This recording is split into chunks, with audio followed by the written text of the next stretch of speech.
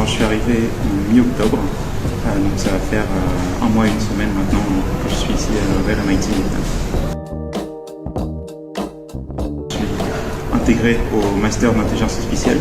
Donc alors pour l'explication, en France je suis étudiant en dernière année de cycle ingénieur et je suis venu ici donc en tant qu'échange universitaire pour un semestre. Et je suis 4 des différents cours du master d'intelligence artificielle. C'était par préférence personnelle. Moi j'avais très envie de me rendre au Vietnam et puis c'était l'occasion de faire une destination qui était hors Europe, alors que là où les destinations Erasmus en fait en France sont favorisées, en tout cas par mon école. Moi j'avais envie d'aller plus loin. Dans un premier temps, la grande majorité des cours se font le week-end parce que les étudiants en master ici au Vietnam travaillent à plein temps durant la semaine. Et du coup, les étudiants niveau master ont cours le week-end, potentiellement quelques cours en ligne pendant la semaine. Moi, il se trouve que j'en ai un. Pour ce qui est du déroulement des cours en eux-mêmes, ici, il y a plusieurs devoirs à rendre qui sont en fait la manière par laquelle on est noté. On n'a pas d'examen finaux, mais en revanche on est noté donc en contrôle continu avec des projets, des présentations qui sont à rendre assez régulièrement pendant le semestre. J'ai trouvé les services d'accompagnement extrêmement pratiques. J'ai pu échanger avec StudySup pour la construction de mon dossier à destination du RMIT Vietnam.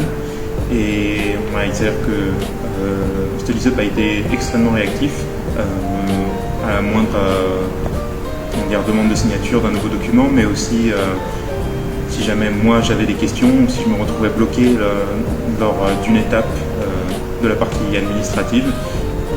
La plupart du temps je pouvais obtenir une réponse très rapidement à mes questions en posant la question transmettant à StudySup.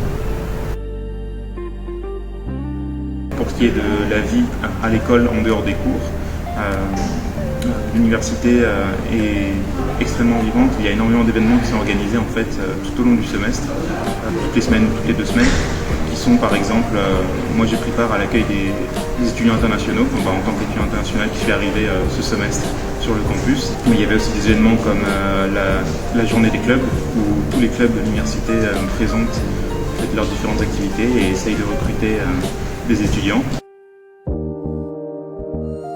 Moi je suis logé, j'ai fait le choix de me loger à l'hôtel.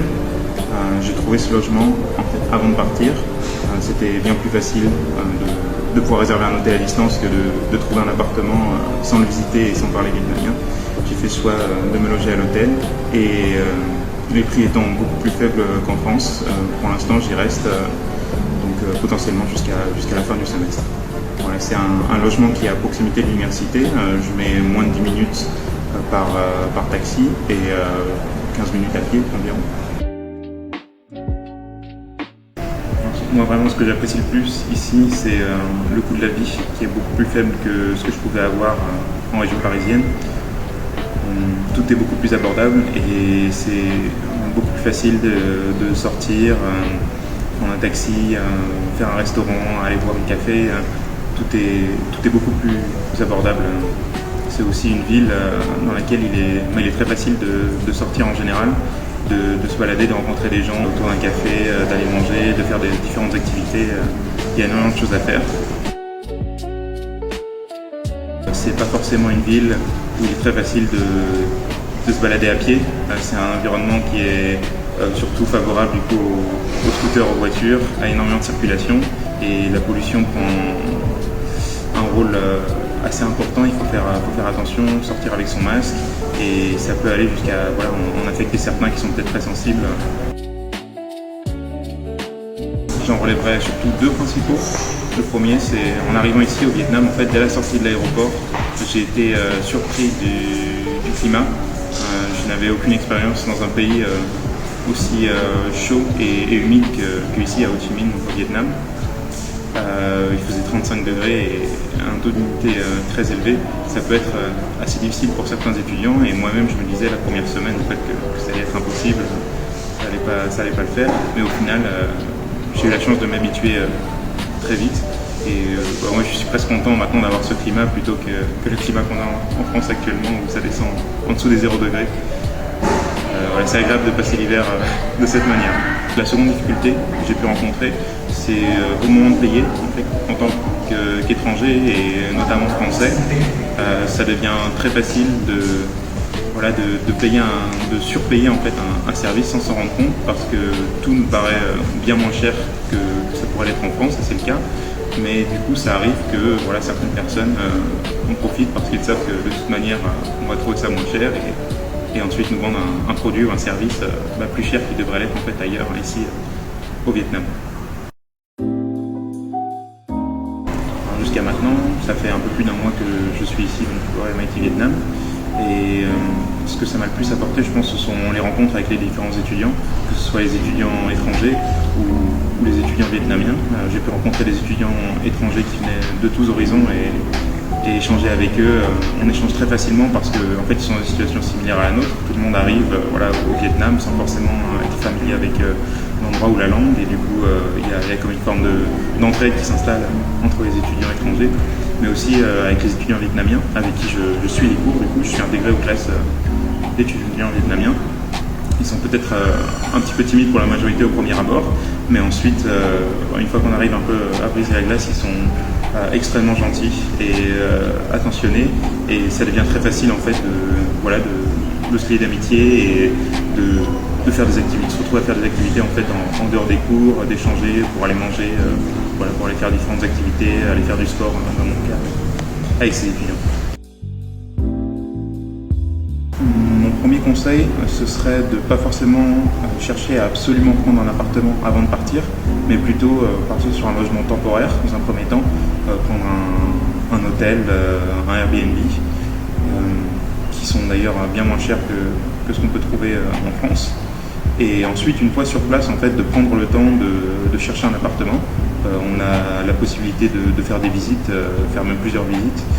Et on a aussi beaucoup plus d'aide en fait en arrivant sur place, que ce soit avec les contacts avec les étudiants, avec l'école même, certaines personnes, que ce soit avec les professeurs ou l'administration, on peut échanger, essayer d'avoir des conseils pour trouver au mieux le logement, et aussi de l'aide pour tout ce qui est de la partie administrative, parce qu'une grosse majorité des documents sont uniquement en vietnamien. Moi je dirais que je ne vais pas avoir de cas en particulier, mais c'est plus la somme de tous les aspects positifs en fait, de la vie ici à Ho Chi Minh.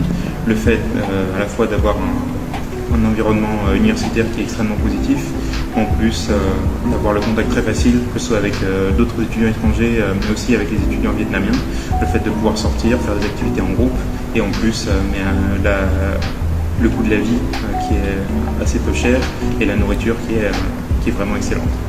Un deuxième conseil, ce serait d'avoir toujours un masque sur soi quand on sort, parce que c'est vrai qu'ici à Ho Chi Minh, la pollution est extrêmement présente, et ce à toute période de l'année.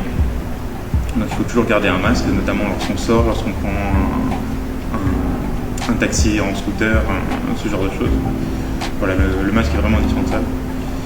Et enfin, un dernier conseil, ce serait d'avoir toujours de la monnaie sur soi. Vietnam est un pays qui évolue assez rapidement. Il y a de plus en plus la possibilité d'effectuer des paiements, que ce soit par carte mobile, surtout ça se démocratise de plus en plus. Mais il y a encore énormément d'endroits qui acceptent uniquement le cash. Donc il faut avoir plusieurs possibilités. Si on a la carte et de la monnaie sur soi, on est prêt à toute éventualité. Pour ce qui est d'une journée de cours, tout d'abord, déjà, il faut savoir qu'en tant qu'étudiant qui suit une partie du programme du Master en intelligence artificielle, moi j'ai des cours en présentiel uniquement le week-end. Donc toute la journée de samedi et la journée de dimanche, je vais être ici au campus. On va souvent avoir cours à partir de 8h, 9h. Et ensuite, par tranche d'1h30 ou de 3h, je vais finir en général vers 3 ou 6 heures de l'après-midi. Ça, c'est pour une journée de cours. Ensuite, pour le reste de la semaine, il se trouve que j'ai un cours en ligne le mercredi matin. Mais ensuite, je suis libre sur tout le reste de la semaine. En général, moi, ce que je fais, c'est que je viens au campus et je profite de la salle de sport le matin. Et l'après-midi, je retrouve avec d'autres étudiants pour travailler ensemble sur les différents devoirs que l'on a à rendre au fur et à mesure du semestre. Et ça laisse aussi pas mal de temps pour pouvoir se rencontrer et faire des sorties, que ce soit avec les étudiants étrangers ou avec les camarades vietnamiens.